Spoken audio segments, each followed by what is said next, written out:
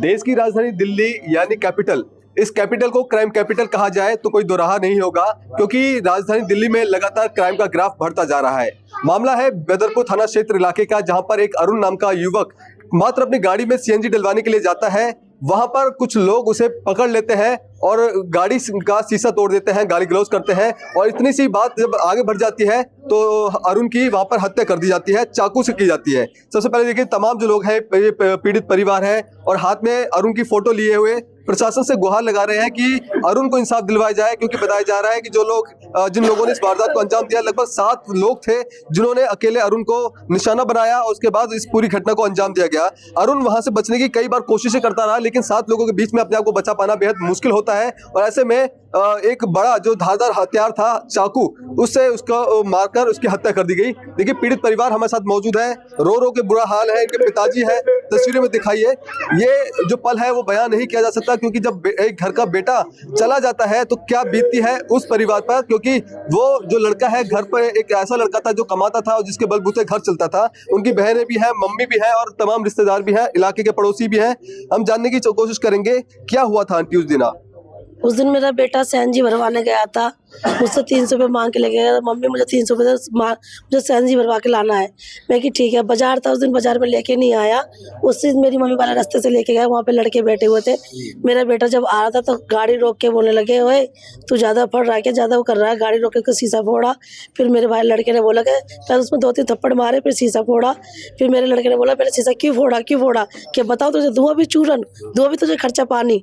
उसी बात पे मेरा जमाई आया। मेरे जमाई ने बोला कि मेरे साले को क्यों हाथ उठा रहे हैं। पहले मेरे जमाई के चक्कू मारा, मेरे जमाई के चक्कू मार के फिर मेरे जमाई अपने आप को बचाने लगा। फिर वो मेरे बेटे ने बोला कि मेरे साले को क्यों मारा, फिर मेरे बेटे पे चक्कू बजाया।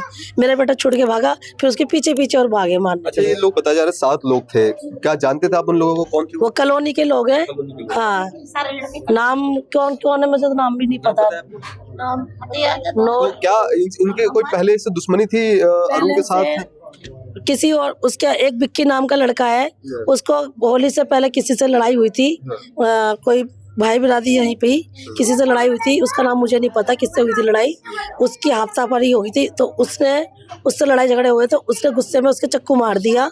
तो उसके माँ बाप ने मेरे भाई को और मेरे बेटे को निशाना बनाया कि विक्की ने, उसने आज़ाद ने और अरुण ने चक्कू लगवाया। तब उसने कैमरे में जांच करा तो हमारा बेटा नहीं था, ना मेरा अरुण था, ना मेरा आज़ाद था। मारने वाला कोई और था, उसका नाम मुझे नहीं पता कौन था। मारने वाला कोई और था। वीडियो में भी आ गई थी, जज के आगे भी वीडियो आ गई, वकीलों ने बोला, जिन्होंने देखा उन्होंने भी बोला कि अरुण आज मामले को लेकर। हाँ, जिसने भी देखा कि बोला कि जिसने भी देखा अरुण भी नहीं था, आज़ाद भी नहीं था, अरुण भी नहीं था।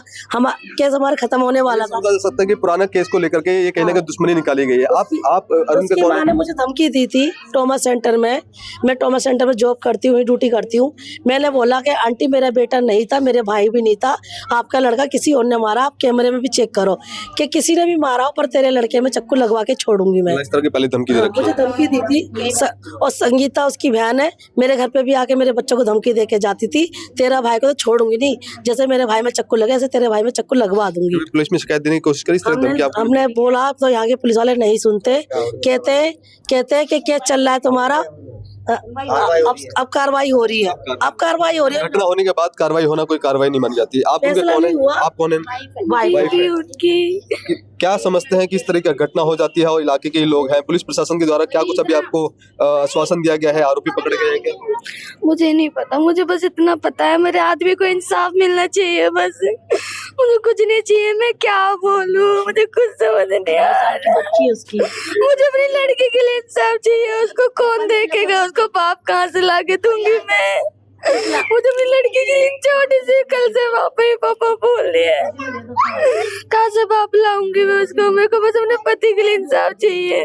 ये इसकी 22 साल की बच्ची। कितने लोग थे, कुछ पता है आपको? 7 लोग थे, 7 लोग से ज्यादा थे, लेकिन आगे पीछे खड़े थे, लेकिन मारने वाले 7 थे। हाँ, पहला नाम तो ये है कि विक्की जिसने मरवाए, दूसरा नाम है हवड़ी, तीसरा नाम है तुम्हारा जीत, और चौथा नाम है तुम्हारा अमर भी है, और अमर भी नोडी है, जीतू है, अरमान है, और तुम्हारा सोहिब वो एफआईआर में एक लड़का भगा पड़ा है। टोटल 6 लड़के पकड़े गए, एक लड़का अभी भी फरार है, एक फरार है, उसे भी पकड़वा। हमें इंसाफ चाहिए। मेरा एक ही भाई था राखी बंधवाने वाला, मेरे घर का पूरे घर का एक ही लड़का था, मेरे बाप कमाने वाला, ऑटो वाला, कोई भी नहीं है। लड़के बहुत थे लेकिन मारने वाले 7 थे। हमें इंसाफ चाहिए। क्या मतलब पूरी गैंग थी? उनकी पूरी गैंग थी, मगर जो मेन मुद्दे थे वो 7 जने थे जो मारने वाले थे, और जो बीच बीच में घेर रहे थे वो पूरी गैंग थी। गैंग कम से कम बैठी हुई 21-22 जन।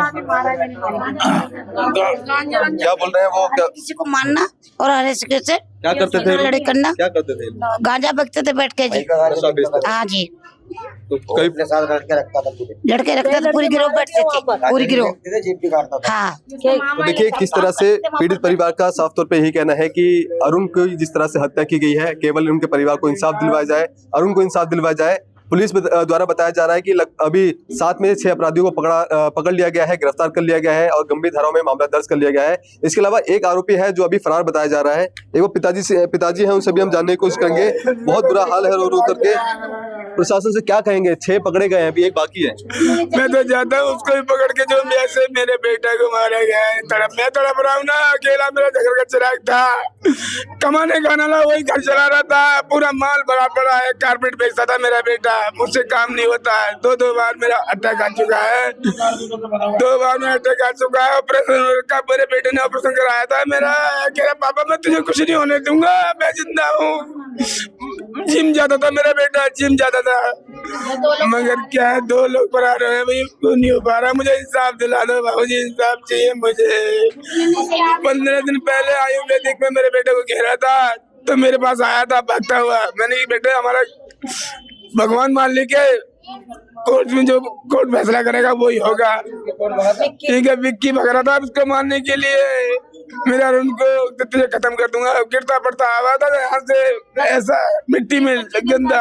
उसको पकड़ा गया। आए 15-20 दिन पहले आयुर्वेदिक हॉस्पिटल पे घेर लिया था इसको, बड़े बच के आया था। तो देखिए ये जो मामला है वो बताया जा रहा है कि कई पिछले होली पर जो अरुण के साथ झगड़ा हो जाता है, और ये वो लोग थे जिन्होंने इस पूरे जो पहले झगड़ा हुआ था, और इनका जो मामला है वो अंडर कोर्ट है। और ऐसे में जो लगातार अरुण को परेशान किया जा रहा था कि जिस तरह से पूरी घटना को अंजाम दिया गया था, पहले झगड़ा हुआ था, तो कहीं ना कहीं अंदाजा लगाया जा सकता है जो पूरी पुरानी दुश्मनी को लेकर के इस पूरी घटना को अंजाम दिया गया है। अब ऐसे में पीड़ित परिवार की तस्वीरें दिखला दीजिए, हाथ में तस्वीरें लेकर के मांग कर रहे हैं कि इनके जो भाई हैं, जो उनके बेटे हैं अरुण, उनको इंसाफ मिले। और ये घटना बीते 5 जनवरी की घटना हुई है, और ऐसे में साफ तौर पर ये कहा जा सकता है कि थाना साउथ ईस्ट डिस्ट्रिक्ट में लगातार इस तरह की घटना है वो आम हो चुकी है, जहाँ पर पुलिस का जो अपराधियों को पुलिस का खौफ नहीं है और अपराधी अपराध करके बेखौफ वहां से निकल जाते हैं। लेकिन अब कहीं ना कहीं अब देखना होगा क्या इस पीड़ित परिवार को वाकई में पुलिस इंसाफ दिला पाएगी, या फिर एक अपराधी जिस तरह से अभी तक फरार है और पुलिस कब तक पहुंच पाएगी, ये देखना बेहद दिलचस्प होगा। कैमरा पर्सन कमलेश कुमार के साथ मैं संदेश सक्सेना, पंजाब केसरी.com, दिल्ली।